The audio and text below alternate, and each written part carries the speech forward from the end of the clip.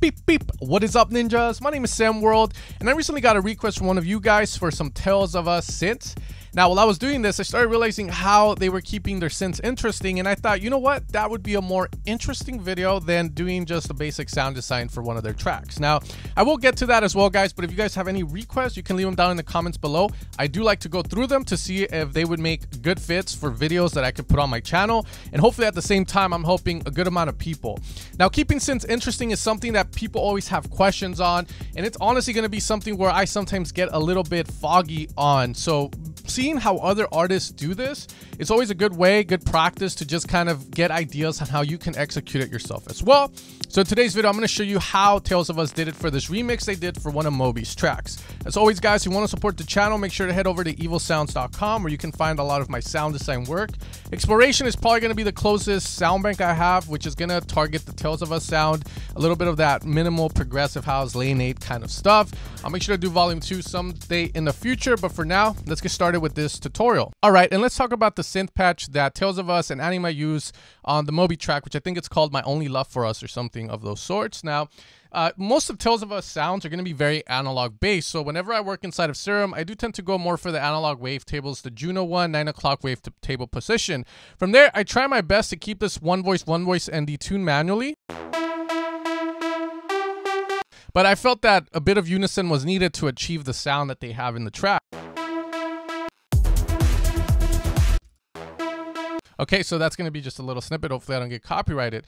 So again, we're going to have a Juno sauce here, and if you want to use the same technique, you can. There's going to be a bit of noise, bright white being added, so we get a little bit of that high end. From there, envelope 1, we're setting it up like so. We have a bit of attack, no sustain, high amount of decay, and a high release. What this is going to do is when I play a note, for instance, let's say here I play, the longer this release and decay, you can see that the note lingers. If I put the release down, it's just very instant. So we want to have a high release for this sound like so.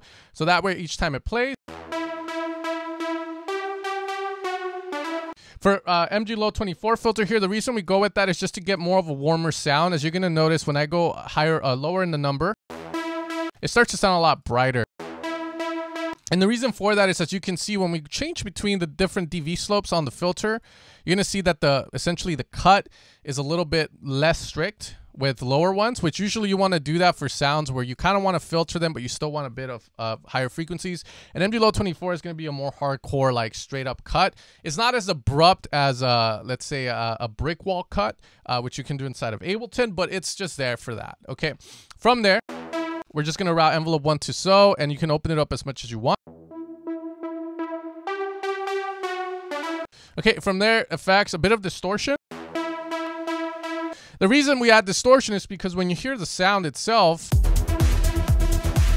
you can kind of hear how there's a lot of harmonics, but at the same time, the sound sustains out a little longer while still maintaining the decay and the release vibe to it. So that's why we decided to go with a bit of tube distortion. You can also go with soft clip or hard clip, but tube's going to be more along the line of what I believe that they used. From there, a bit of reverb, really not much to change there, and then just some EQ.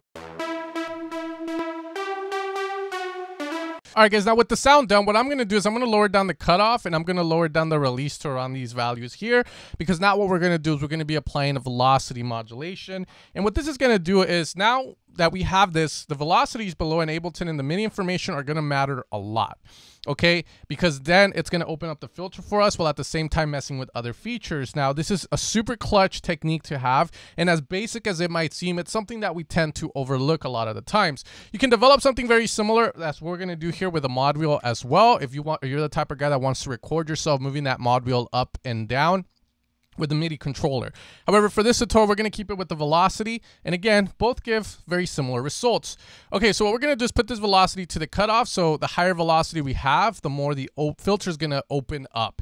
Then this is one of the key things that you're going to hear in the song, that the synth tends to kind of fluctuate a lot in dynamics in terms of how much high frequency there is. And that kind of creates a little bit more interesting vibes to the track, to the synth line that they have going on.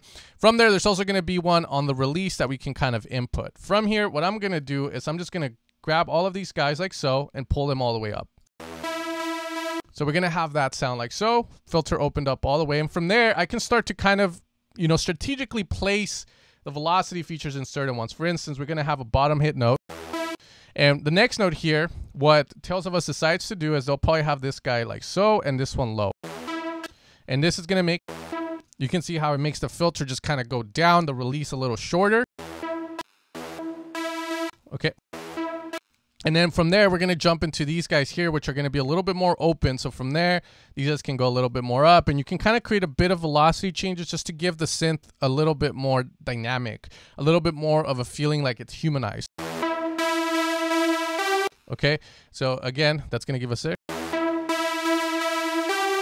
From here, you know, you could hit this guy and maybe this one, which is very short, more of a toot. We can kind of lower it. And then maybe this one, there we go. And maybe lower. And this one lower. Okay, and then we can maybe even lower those. And again, the idea here is that we can kind of get really, again, fancy with it. And then just lower this guy down. We probably don't want to go too high up on the velocity on the filter cutoff because I'm not liking that sound. Very digital when it's fully open, so we're going to lower it a bit.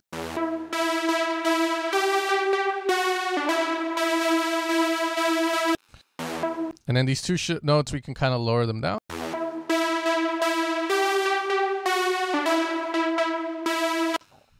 And again, you can do this any way you want. Here, I'm just not following the song, but they do similar ones where these two hits are a little quieter.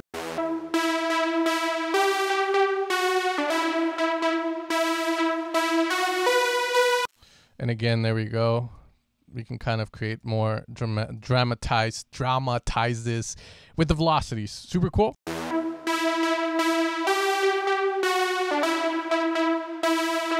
And then these maybe a little more.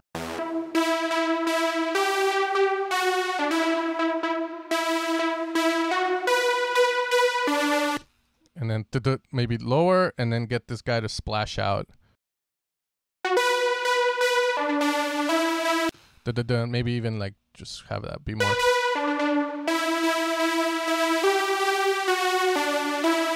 So with those velocities, as you can see, we can kind of make the synth sound a little alive, as it's not always staying on the same values on the synth. Now, you could do this to any sound, and you can pick various things like maybe the volume, the detunement, reverb, etc. Any way you kind of think of doing, and you can apply this to almost any preset, which is a very powerful thing. Simplistic, but makes very much sense. The other thing too is that, again, you can also route this to the mod wheel. So for instance, here I'm going to just remove all destinations, and we're going to route the cutoff there, and we're going to run the mod wheel to the release. So that way, as I'm playing this, I can kind of play around with this mod.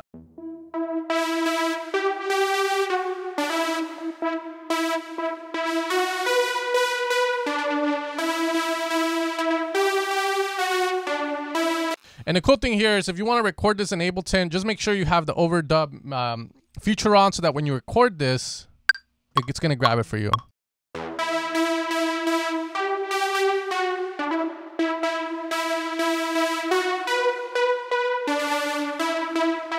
And then now it's going to be recorded there, so we show this automation. So this can be a little bit more fun for certain people that want to be a little bit more hands-on, feel like they're sort of getting like that DJ vibe. Again, that's another cool way to do it, and I honestly recommend a lot of you guys, if you're making this kind of music, to go about it in that sort of scenario. From here, let's just put this back because we have one more thing to talk about, which you can kind of see here already, the auto pan from the track. So in the track, they have an auto pan running at a rate of 2.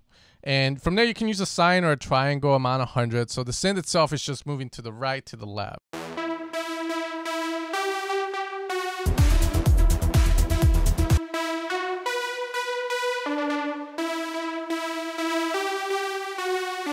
Okay, and from there, I didn't input any velocities on this guy, but you get the idea. So those are going to be some of the ways that Tales of Us keeps their synths interesting. Again, nothing too hard, but with music production, it never is hard. Usually the solutions are very basic, but again, it's always the creativity, the idea to do these kind of things to keep your stuff interesting.